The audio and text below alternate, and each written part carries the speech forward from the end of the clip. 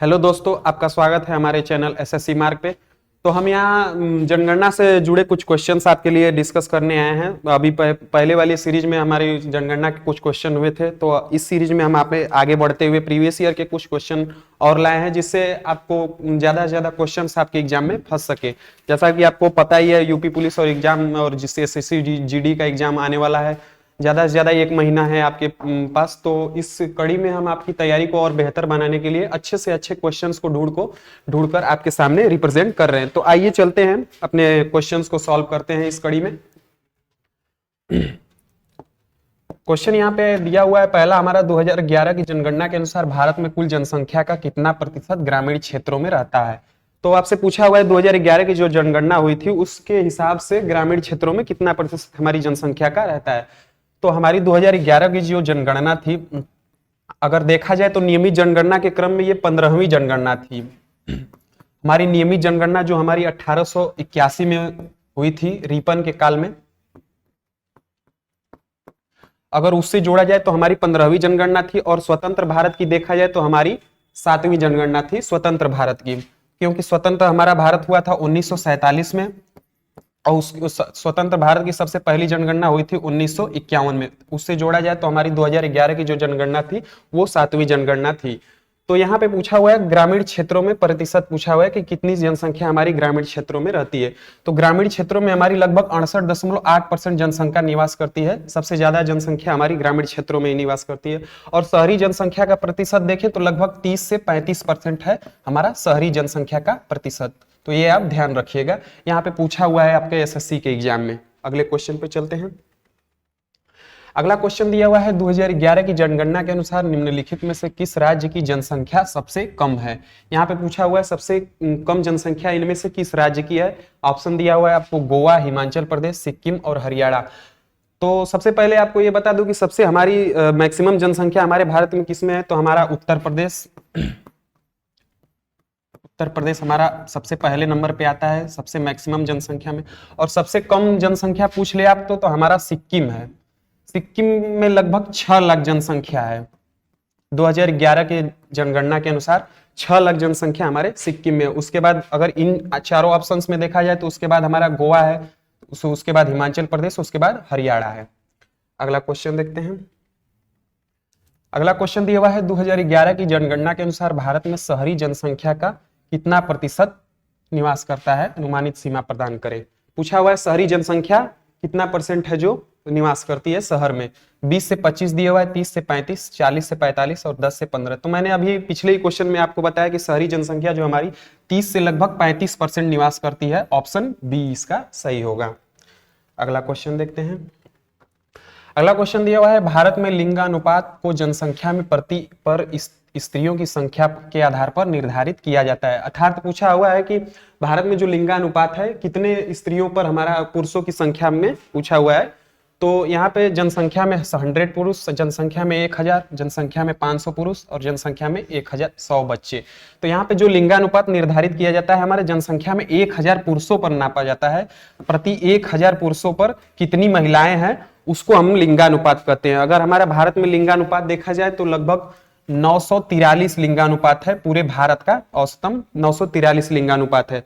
अगर आपसे पूछ ले सबसे ज्यादा लिंगानुपात किस राज्य में है, तो हमारा आता है सबसे पहले नंबर पे केरल आता है। केरल राज्य सबसे मैक्सिमम नंबर की जो सेक्स रेशियो है केरल में पाया जाता है। यहाँ का लिंगानुपात लगभग 1084 है। उसके बाद हमारा आता है तमिलनाडु। राज्यों में अगर केंद्र शासित में आपसे पूछ ले तो केंद्र शासित प्रदेश में पुदुचेरी आता है हमारा। और आपसे पूछ ले कि मिनिमम सेक्स रेशियो किस राज्य में हमारे भारत में है, तो आप बताएंगे हरियाणा। तो ये मुख्य बातें आप ध्यान रखिएगा, क्योंकि आपसे कोई भी क्वेश्चन बना के पूछ सकता है कि सबसे ज्यादा दूसरे नंबर पे किस राज्य में सेक्स रेशियो है, तो तमिलनाडु बताएंगे। और केंद्र शासित प्रदेश के बारे में पूछ लिया तो आप पुदुचेरी बताएंगे। सबसे मैक्सिमम सेक्स रेशियो यहीं पे है। अगले क्वेश्चन पे चलते हैं अपने।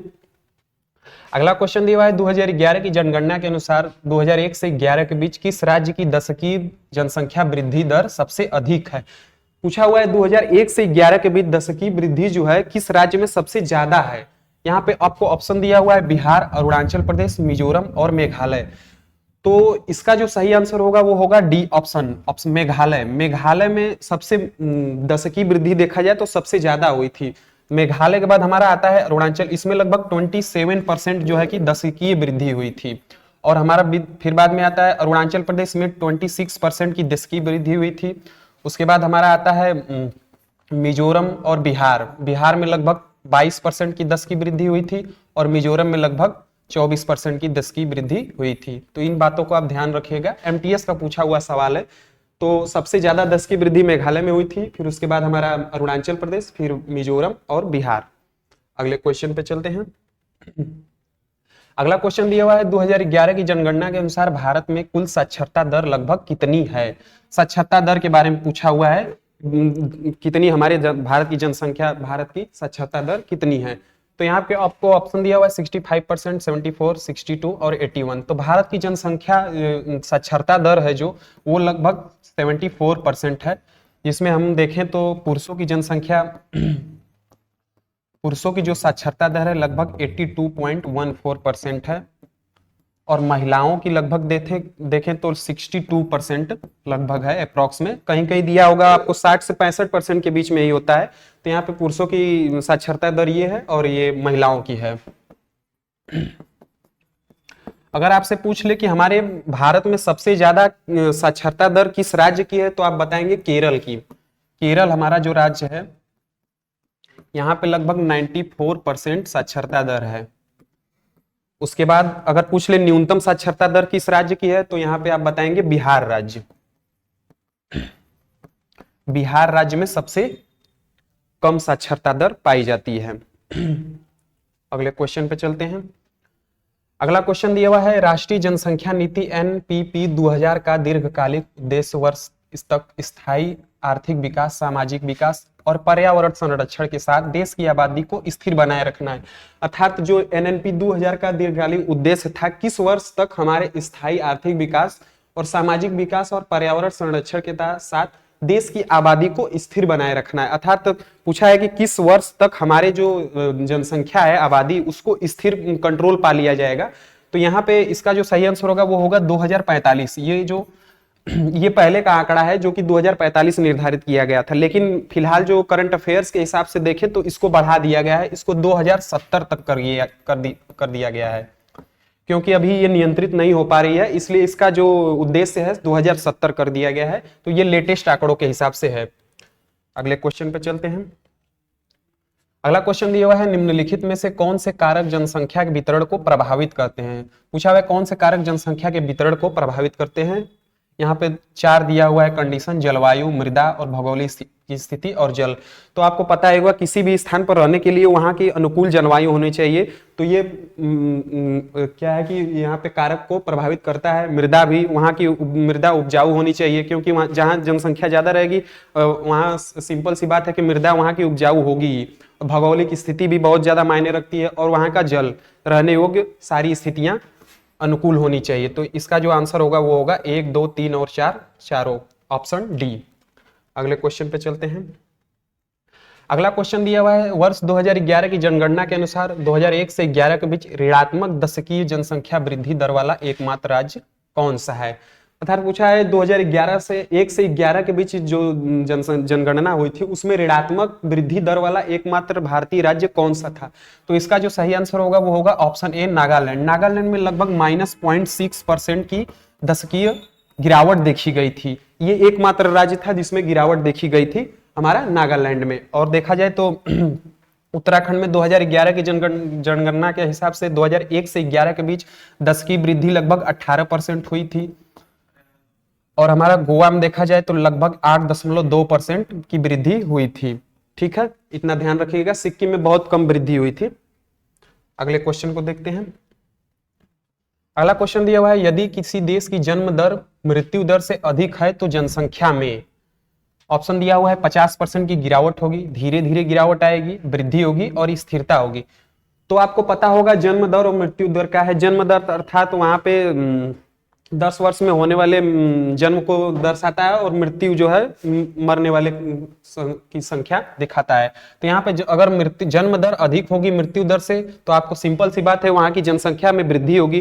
तो यहाँ पे आपको ऑप्शन दिया 50% गिरावट है, ये भी गलत होगा। धीरे धीरे गिरावट, ये भी गलत होगा। स्थिर रहेगी, ये भी गलत होगा, क्योंकि यहाँ पे जन्म दर अधिक है मृत्यु दर कम है। मरने वालों की संख्या कम है और जन्म लेने वालों की संख्या ज्यादा है, तो यहाँ पे वृद्धि होगी। अगला क्वेश्चन देखते हैं। अगला क्वेश्चन दिया हुआ है, भारत की आधी आबादी सिर्फ 5 राज्यों में रहती है, निम्नलिखित में से उन कौन कौन राज्यों में से एक है। 5 राज्यों में जो कि हमारे भारत की लगभग 50% जनसंख्या है, केवल 5 राज्यों में ही निवास करती है। 5 राज्य आप कौन कौन से आपको बता दो। यूपी हो गया हमारा, एक महाराष्ट्र हो गया, उसके बाद हमारा बिहार हो गया, उसके बाद हमारा पश्चिम बंगाल हो गया, उसके बाद हमारा आंध्र प्रदेश हो गया। इन 5 राज्यों में हमारे भारत की लगभग 50% जनसंख्या निवास करती है, तो ये आप ध्यान रखिएगा। नंबर 1 पे हमारा यूपी आता है, उसके बाद बिहार आता है, उसके बाद दो नंबर पे महाराष्ट्र, तीसरे नंबर पे बिहार, चौथे नंबर पे पश्चिम बंगाल और 5वें पे हमारा आंध्र प्रदेश आएगा। तो इनमें से कौन राज्य है जो 5 राज्यों में पाया जाता है। तो यहाँ पे उत्तराखंड, केरल, गुजरात, यहाँ पे पश्चिम बंगाल है। और इन चारों में देखा जाए तो सबसे ज्यादा पॉपुलेशन पश्चिम बंगाल की है, उसके बाद देखा जाए तो गुजरात की है, उसके बाद केरल की है, यहाँ पे 1 नंबर 2 नंबर, केरल तीसरे नंबर पर आएगा और यहाँ पर उत्तराखंड जो कि चौथे नंबर पर। इन चारों राज्यों में मिनिमम जनसंख्या उत्तराखंड में पाई जाएगी। अगला क्वेश्चन देखते हैं। अगला क्वेश्चन दिया हुआ है, 2011 की जनगणना के अनुसार निम्न में से किस राज्य की साक्षरता दर सर्वाधिक है। इन 4 राज्यों का क्रम दिया हुआ है, इनमें से पूछा है किस राज्य की साक्षरता दर सबसे अधिक है। तो मैंने अभी आपको पिछले क्वेश्चन में बताया था कि भारत की जो शिक्षा साक्षरता दर है 74% है। और मैक्सिमम देखा जाए मैक्सिमम जो साक्षरता दर किस राज्य में है तो हमारा केरल राज्य है, और मिनिमम जो हमारा है वो हमारा बिहार में है। पूछा हुआ किस राज्य की साक्षरता दर सर्वाधिक है, तो इन राज्यों में पूछा हुआ है। यहाँ पे मिजोरम दिया हुआ है, अरुणाचल प्रदेश दिया हुआ है, राजस्थान दिया हुआ है, बिहार दिया हुआ है। तो इन चारों ऑप्शन में मिजोरम हमारा जो ऑप्शन ए होगा, ये दूसरे नंबर का सबसे अधिकतम साक्षरता दर वाला राज्य है मिजोरम।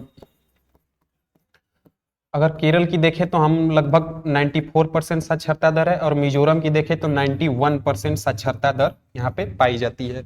मिजोरम दूसरे नंबर पर हमारे भारत के साक्षरता दर में आता है हमारा। और इनमें देखें तो बिहार सबसे न्यूनतम जनसंख्या जो साक्षरता दर पाई जाती है।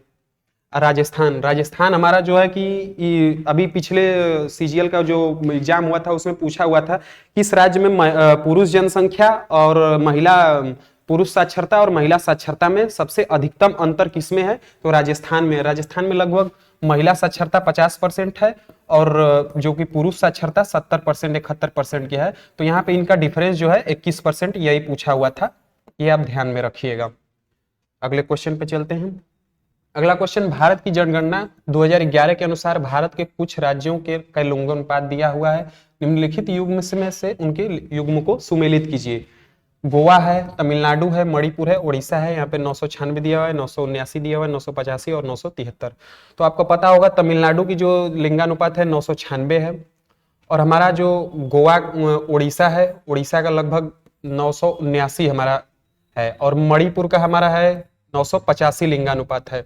बचा हमारा गोवा का लगभग 973 है। तो आइए देखते हैं कौन सा ऑप्शन मैच करता है। पहला का डी हो गया, इसी ऑप्शन में दिया हुआ है, तो हमारा ऑप्शन डी सही होगा, और दूसरा का ए हो गया, तीसरा का हमारा सी हो गया, और चौथा का बी हो गया। यही ऑप्शन डी सही होगा। अगले क्वेश्चन पे चलते हैं। अगला क्वेश्चन दिया है, 2011 की जनगणना के संबंध में निम्नलिखित में से कौन सा कथन सही है। यहाँ पे 4 कंडीशन दी गई हैं 2011 के जनगणना से, इनमें से बताना है कि कौन सा कथन गलत है और कौन सा सही है।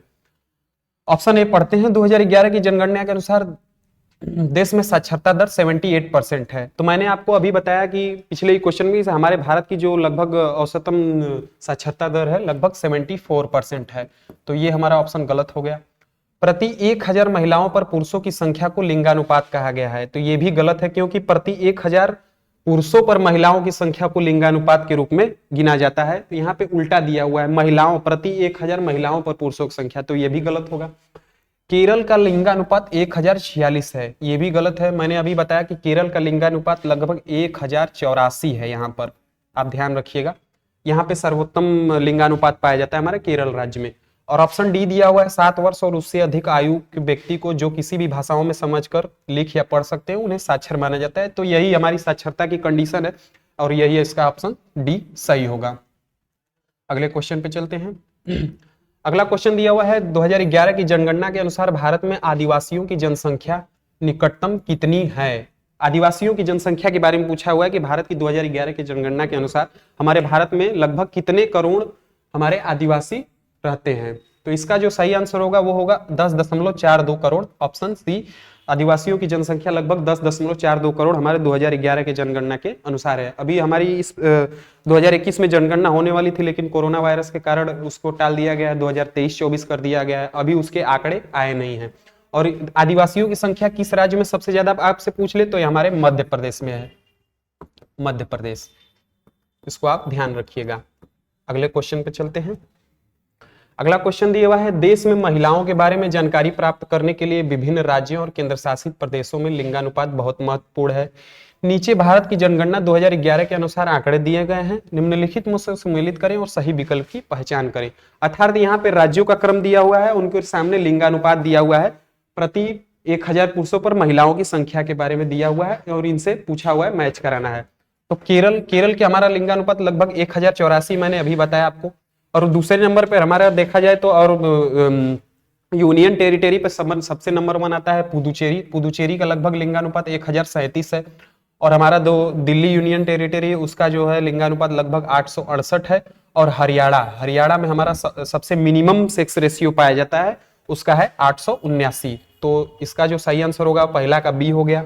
पहला का बी 3 ऑप्शंस में दिया हुआ है, फिर दूसरा का ए दोनों ऑप्शन में दिया हुआ है, और तीसरा का डी। तो हमारा ऑप्शन बी सही होगा और चौथा का सी, यही इसका ऑप्शन बी सही होगा। तो आज के लिए बस इतना ही दोस्तों। इस कड़ी में हम आपके लिए और भी प्रैक्टिस सेट लेकर आते रहेंगे। आइए हमारे साथ जुड़िए और हमें फीडबैक देते रहिए कि हम आपके लिए और अच्छे से अच्छा प्रदर्शन कर सके। धन्यवाद।